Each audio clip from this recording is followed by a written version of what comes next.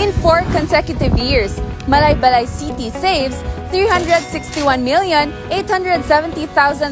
pesos and 74 centavos.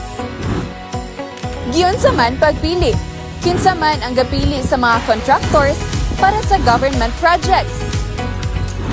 And more importantly, why do citizens need to know? Because every peso saved is taxpayers' money protected.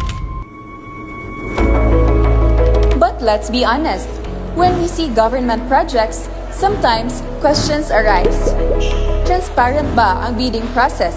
Fair ba ang pagpili sa contractors? O kinsa gyud ang procuring entity? Every government agency must follow a strict, competitive, and transparent procurement process.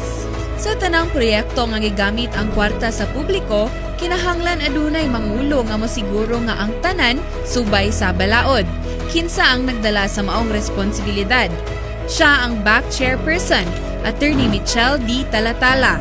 Siya ang nagsiguro nga ang tanang proseso sa bidding mosunod sa balaod o regulasyon. Kauban niya ang vice chairperson, Attorney Ana Marie R. Bergado, nga mosuporta og mupuli kung gikinahanglan aron magpadayon ang proseso. What if one person decides alone? Dako kini og risgo. Mao nga adunay mga miyembro sa back ug sila si Engineer Leo Rostan L. de la Serna, Miss Jessie G. Suson, ug Attorney Alfredo G. Cape Jr. Sila ang mag-review sa dokumento, sila ang mag-evaluate sa compliance, ug sila ang mag-deliberate sa mga proposals.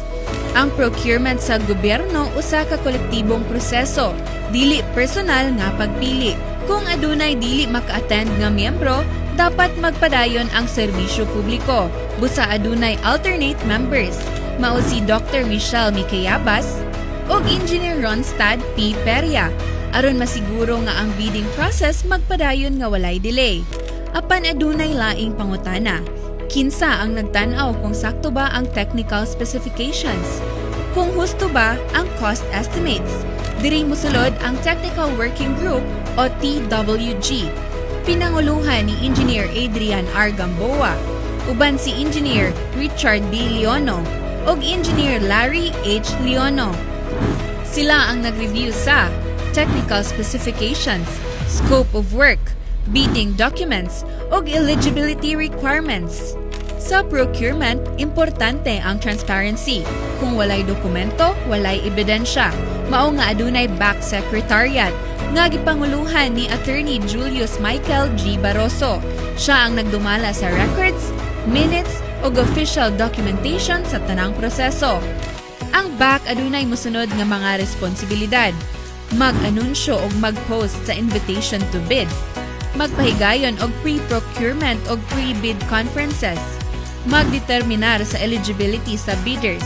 Modawat og mag-abli sa bids sa publiko. Mag-evaluate sa proposals. Mag-conduct og post-qualification. Magrekomenda sa award sa kontrata. Mutubag sa requests for reconsideration. Ug mag-antam og procurement monitoring report. Ang report ginapasa sa Government Procurement Policy Board o ginapost usab subay sa Executive Order No. 662 aron masiguro ang transparency. Human magrekomenda ang back og award sa winning bidder, ang proseso mopadayon ngadto sa legislative ug executive approval. Ang 10th sangguniang panglungsod sa Malaybalay nga gipanguluhan ni Vice Mayor Estelito Marabe mopasa og resolusyon nga naghatag og otoridad sa City Mayor aron mopirma sa kontrata. Kini nga resolusyon nagpasabot nga ang legislative body miuyon sa pag-award sa proyekto sumala sa rekomendasyon sa BAC. Human maaprubahan ang resolusyon, ang City Mayor Honorable J. Warren R. Pabillaran mao ang mupirma sa contract agreement tali sa City Government of Malaybalay ug sa contractor. Ug siya usab ang mupirma sa notice to proceed. Busa ang procurement process adunay checks and balances. Nagsugod kini sa BAC para sa technical ug legal evaluation. Musunod sa sangguniang panlungsod para sa legislative authorization. Ug sa City Mayor para sa contract execution of notice to proceed. Dili kini desisyon sa usa lamang ka opisina o sa kini ka sistema nga adunay kolaborasyon, transparency ug legal nga basehan. Sa giun sa pag-save ang 361,870,034 pesos ug 74 centavos. Tungod sa patas ug walay gipaboran nga kontraktor, magpaubos sila sa ilang bid price. Pinaagi sa competitive bidding process, maampingong evaluation, technical ug legal nga pagsusi, transparent nga proseso ug kolektibong pagdesisyon. This structure ensures no single office controls procurement. Legal, financial, and technical perspectives are represented. Decisions are collegial and documented. Ug compliance with national procurement standards is maintained. Not one person, but a structured committee guided by law, working collectively under established procurement rules. Why should people know? Because informed citizens strengthen democracy. When you understand the process, you understand how public funds are protected. The Bids and Awards Committee is not just about the bidding process. It is about transparency, accountability, and responsible governance. Sa City Government of Malaybalay, every peso counts. Ako si Daphne Madrid, mayong adlaw ug salamat tungkay.